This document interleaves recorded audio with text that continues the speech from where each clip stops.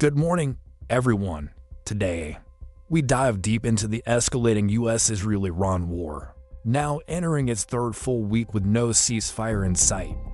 What started on February 28, 2026, as a series of precision strikes against Iranian military and nuclear-related sites has ballooned into one of the most intense regional conflicts in decades. The United States and Israel are conducting combined operations, massive airstrikes, missile launches, and targeted assassinations aimed at degrading Iran's military capabilities, its ballistic missile production, internal security forces, and ability to project power across the Middle East. On the other side, Iran, under its new supreme leader Mojtaba Khamenei, has responded with waves of ballistic missiles, drones, and threats to global shipping. Iranian forces have declared the Strait of Hormuz effectively closed to certain traffic, particularly U.S.-linked vessels, launching attacks on commercial ships and mining operations that have sent oil prices soaring past $100 per barrel at points. Civilian suffering is mounting on all sides, with reports of thousands displaced, homes destroyed, and significant casualties, especially among non-combatants in Iran and spillover areas. This is not just a bilateral fight, it's pulling in proxies like Hezbollah in Lebanon, risking broader involvement from Gulf states, and drawing sharp diplomatic pressure from President Donald Trump on allies worldwide. In the past 48 to 72 hours alone, the pace has intensified dramatically. Just yesterday and today, March 15th to 16th, U.S. and Israeli forces pounded targets in western and central Iran. Heavy strikes hit the city of Hamadan, with footage showing massive plumes of smoke rising over industrial and military sites, as Isfahan province saw renewed attacks on suspected missile-related facilities, while explosions rocked parts of Tehran, including smoke visible from residential areas. Karg Island, an oil export hub, was hit again, targeting storage and loading infrastructure critical to Iran's economy. Israel expanded strikes into additional western regions, claiming these operations degrade Iran's ability to produce and launch missiles. U.S. Defense Secretary Pete Hegseth stated earlier this week that combined strikes have functionally defeated Iran's ballistic missile production lines by destroying key defense companies and component manufacturers across the country. Internal security forces, the law enforcement command, besieged militias, and IRGC units have also been hammered repeatedly to weaken the regime's domestic control and suppress potential unrest. Iran's retaliation has been fierce. In the last day, Tehran launched what it calls its 54th wave of attacks since the war began, including the debut of the advanced Sejjil solid-fuel ballistic missile. This two-stage weapon, carrying up to 1,000 kilograms warheads over 2,000 to 2,500 kilometers, is harder to detect and intercept, reaching targets like Tel Aviv in roughly 7 minutes. Iranian state media released footage claiming strikes on Israeli military sites, with fragments and cluster munitions impacting buildings and vehicles in central Israel, including Shoam and Rishon LeZion. Missile barrages targeted Israel repeatedly, 7 major waves in a single recent 24-hour period, triggering sirens across the country and injuring at least 8 people in one reported incident. Iran also fired hundreds of projectiles at Gulf states.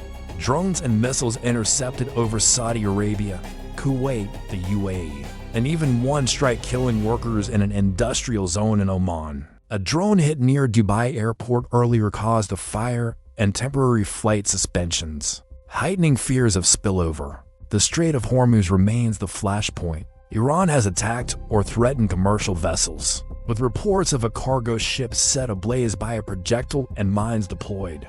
Shipping traffic has plummeted, war risk insurance has skyrocketed, and global oil flows, 1/5 of world-traded crude normally passes here, are severely disrupted.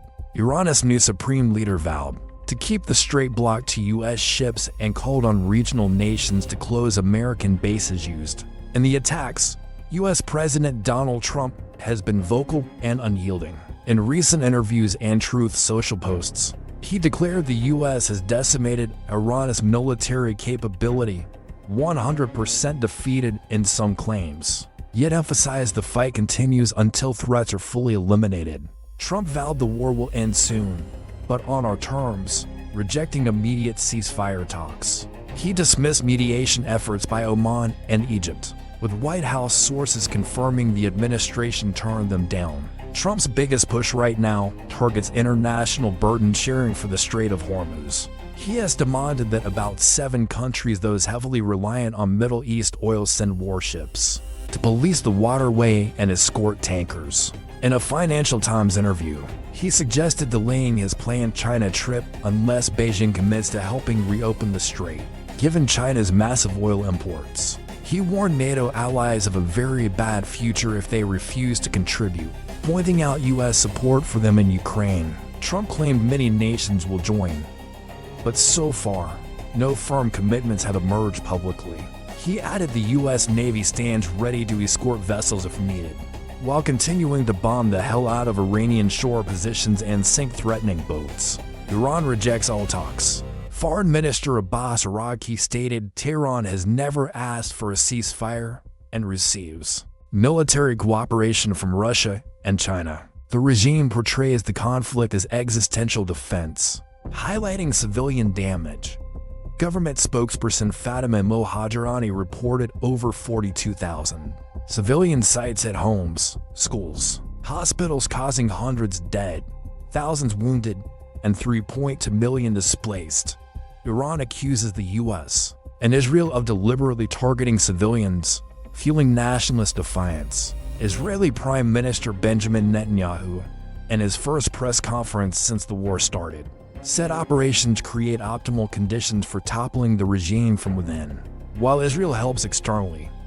He threatened further escalation if needed. The war has a dangerous parallel theater in Lebanon. Israel launched a major campaign against Hezbollah starting March 2nd, after the group fired rockets in solidarity with Iran. Airstrikes have hit Beirut's southern suburbs, southern villages, and eastern Bekaa Valley repeatedly. The Lebanese Health Ministry reports over 850 killed, including more than 100 children and 800 displaced. Entire families wiped out. One strike collapsed a home, killing 8 across 3 generations. Another killed 41 in Nabi Chittin hours. 18 died in Sir El Garbi overnight. Israel says it's targeting Hezbollah infrastructure south of the Litani River, with plans to significantly expand ground operations to dismantle it fully. Death tolls rise sharply daily, with towns emptied and mass displacement. Hezbollah continues rocket fire into Israel, though volume has varied. This front risks turning into a prolonged war of attrition, diverting resources and heightening regional tensions. The stakes are enormous. Oil prices remain volatile. Brent crude spiked over $100 at peaks, threatening inflation, supply chains, and economies worldwide. A full closure of the strait could push prices much higher. Terror risks rise, for attacks on U.S. soil linked to the war already, with experts warning of growing threats. Escalation could draw in more powers. Russia and China provide Iran support. Gulf states face direct attacks. NATO faces pressure. Humanitarian crises deepen. Millions displaced in Iran, Lebanon devastated. Civilians paying the heaviest price. No end appears imminent. Both sides dig in. Iran vows prolonged attrition. The U.S. and Israel push for decisive degradation. Diplomacy stalls. Military action accelerates.